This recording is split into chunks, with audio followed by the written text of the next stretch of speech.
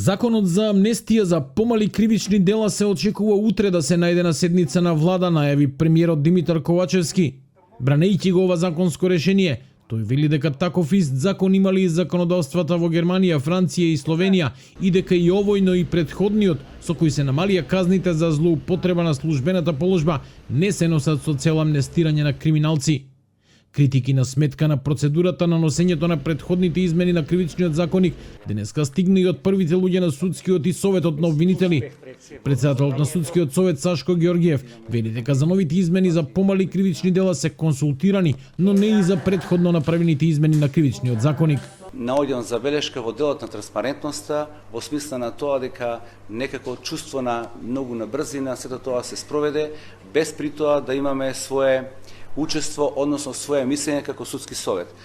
Сметам дека целисходно и правилно би било да имаше една транспарентна постапка каде што ќе се слушаше и нашето мислење по однос на било какви измени. Првиот човек на советот на јавни обвинители Антонио Јолевски не знае како овие измени ќе се одразат на работењето на обвинителите. Оти веќе 3 години бил излезен од практична обвинителска работа, а од сегашната позиција ниту тој, ниту советот не постапува по конкретни предмети за да има увид во нив. Најдобро би било да одговорат практичарите, односно јавното обвинителство на Република Северна Македонија, бидејќи тие по хиерархија и субординација се практичарите оние кои ги работат предметите и кои најмногу можат да извадат анализа како ќе се одрази врз нивното работење ваквата измена на кривичниот законник. Мислам дека тие можат со конкретни податоци, со бројки, а ние како совет немаме надлежност во тој дел, односно по конкретни предмети не постапуваме само по представки, поплаки и увид во тековните предмети не вршиме.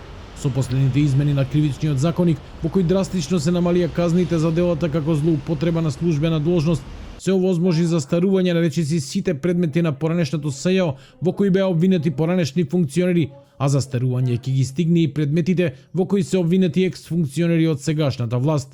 Измените наидоа на критики на јавноста, но и на Европската Унија.